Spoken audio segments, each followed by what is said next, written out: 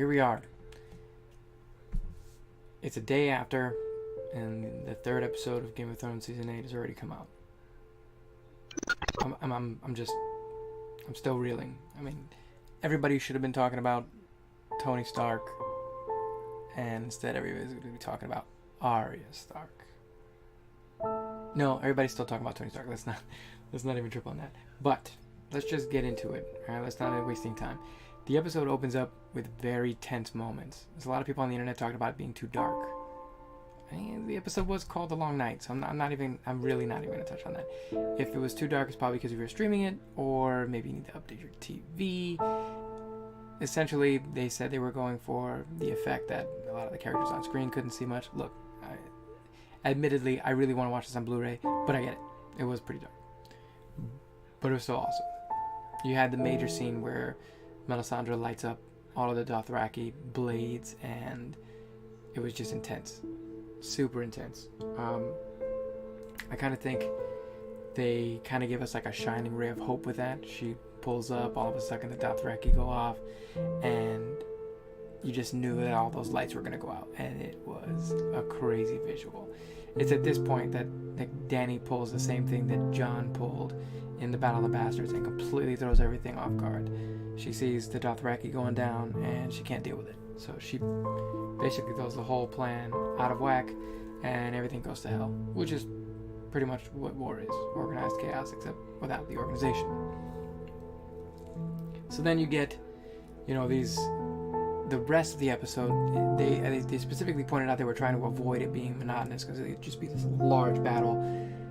I think the largest battle prior to this would have been the Battle of Helm's Deep, and it was only at like 44 minutes. So this was much longer, well, not much longer, but significantly longer.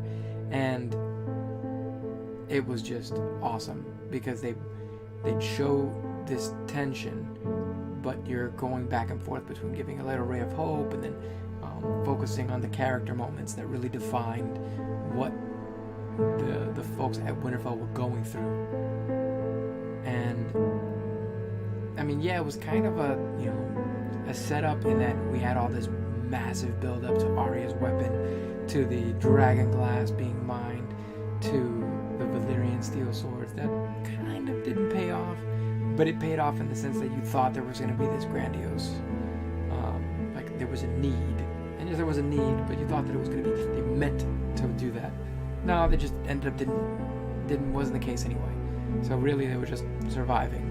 And the White Walkers really didn't do much except just have a presence, which was pretty intimidating all on its own. Lyanna Mormont got her shot. I mean, I liked her death not just because it gave her a badass way to go out, but also because it really highlighted the fact that there was consequences to her decision. She destroyed her house for her arrogance. She wanted to fight, and because she wanted to fight, she died. As she just went down the crypt, she would have survived, and her house would have survived. But it didn't. And so she went out like a boss, but she still went out. So I'm just going to leave it at that.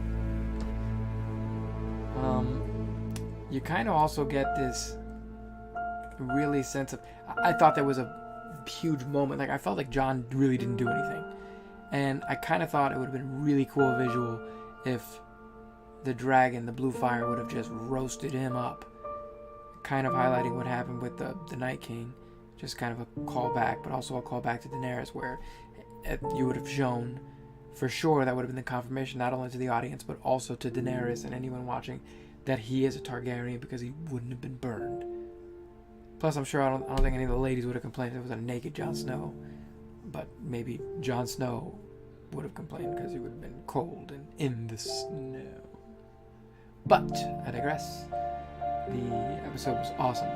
I mean, the build-up, the tension, everything they were doing was phenomenal. You had this moment of survival horror with Arya, where you go from this outside, everything's crazy, it's wide open space, to all of a sudden super just tense and claustrophobic with Arya just running through the castle, and then the crypts. Which, another point I have to make, I really feel like we should have seen, like, Ned Stark's remains, or like Robb Stark's remains, or I don't even know if Rob was underneath in the crypt, but like maybe a callback to Lady Stoneheart with like some of the other characters like coming back in those crypts and just appearing as the dead. That would have been insane. Didn't happen, but I mean, granted, there was already a lot of things going on. Besides that, I mean, the episode it was just amazing. What an incredible pull-off. It's no Avengers Endgame. If you haven't seen it, I'm not gonna spoil it. I'll make a video in a few days when it's like free range for spoilers, because man, I have a lot to talk about on that one. But besides that, I have to say Jorah went out like a beast. I think they were going to see the fallout from some of the losses of these characters, and especially from the massive amounts of troops that were killed, that is going to make that fight with Cersei that much more intense. So even though this was a bigger battle in a smaller playground, the next battle is going to be on a larger playground, but with a much smaller force. So there's got to be some sneaky tactics on that. For sure, you're going to see there's probably going to be another twist to it, where the direct will be like the boats are coming in, so the sea battle is going to be the main focus, and nobody's going to realize that, you know, maybe Tyrion and Jon and some other folks are going to be coming through, you know, some sneak attack that Cersei is going to see them coming for, and they're going to turn around somehow. But I see that will probably be the moment where Jon shines, because obviously this was Arya's episode, and can I just say, Theon went out like a G. But let's talk about Bran. What was he doing? Was he like, would you just warg into some crows and just watch some stuff? I don't buy that. I think this is a big twist coming, and my personal theory is that Bran was the Night's King, and that the purpose of this was only to create an environment where all these terrible people who were fighting amongst themselves would unite against a common enemy, which was seemingly the Night King, but actually Cersei. That's what I think the whole story is. I think Bran, I guess maybe the previous Blood Rain is that I'm the first one to Bran. Either A is controlling what they want,